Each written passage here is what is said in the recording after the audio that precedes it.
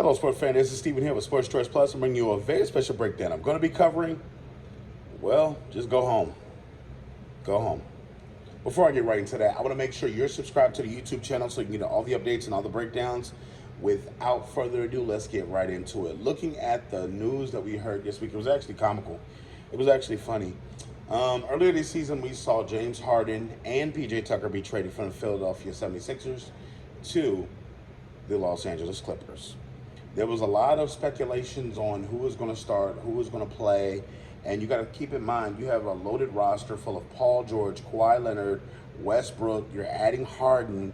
You already have Norman Powell. You got Zubac, and you got Amir Coffey that pretty much eats up the whole lineup of minutes. And you think when this rotation first started, they struggled a little bit. They struggled. PJ Tucker was in the lineup a little bit, and you saw what he brought to the table. PJ Tucker is 38 years old. From the standpoint of what we're looking at, and also you got to look at Bones Hyland, who's also been sat down, who's also had his minutes reduced. There's a lot of DNPs that did not play. Healthy scratches from the NBA because either you didn't get into the game, you didn't dress, or you didn't make the cut. You know, and when PJ Tucker got traded, you know, last year he played 70, 75 games last year. He's been consistent with playing. He's a defensive guy. He gives you probably 1.1 points a game. Like, he doesn't really score a lot of points. You know, he may get some garbage points, grab a rebound, put it back up, or get an easy assist or help on a fast break. But PJ's calling card is essentially defense. The Clippers have sent him and Bones home. They've sent them back, and they said that they wanted to reset their mentality. They want to recalibrate their mentality before they come back to the Clippers organization. They're going to give them a little bit of time from the All-Star break. They sent them home early. Say, hey, get your thoughts together, get your work ethic together, get everything together, and go away until after the All-Star game.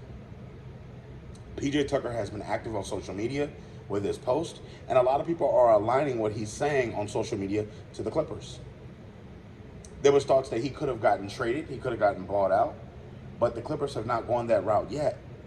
So you got to think about this. PJ Tucker is on the sideline not playing. He's famous for bringing multiple pair of shoes to the game, and when he gets in the game, he shows off his shoes.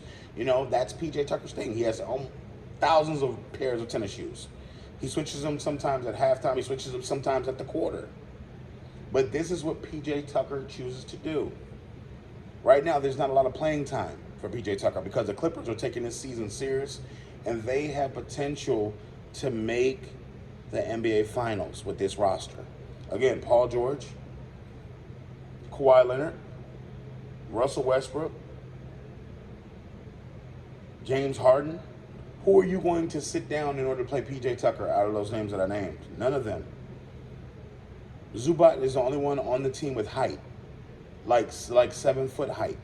You got Paul George at 6'8". You got another guy over there 6'8", but nobody's really 7 foot on the Clippers. PJ Tucker is not 7 foot. He plays shooting guard, small forward. He's a combination guy.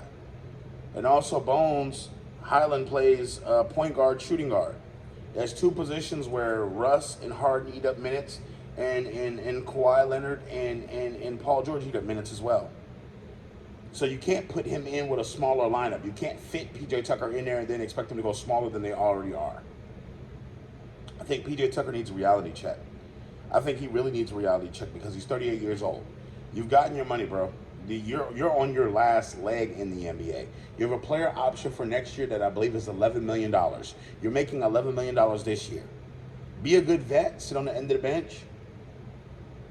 If your number gets called, do your thing.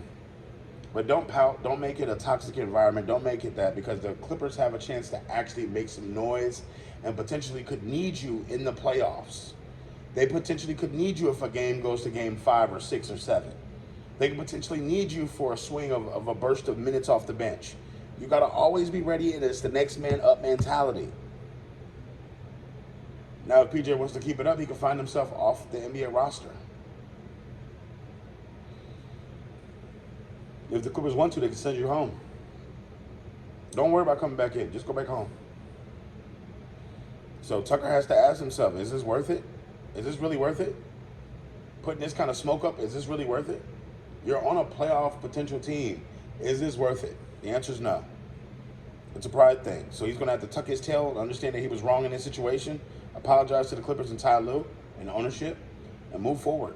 Just a bitter pill we all have to swallow. As long as you're working for somebody, there are rules, regulations, terms and conditions of what you're being employed for. If you don't like it, go to Ty Lue, ask him to release you, cut you. You can't be traded at this point for the rest of this season. Your options are limited. So, those are my thoughts. What are your thoughts, Clipper fans? What are your thoughts, NBA fans? Get in the comment section below. Definitely check out Sports Trades Plus, and we'll see you on the very next episode.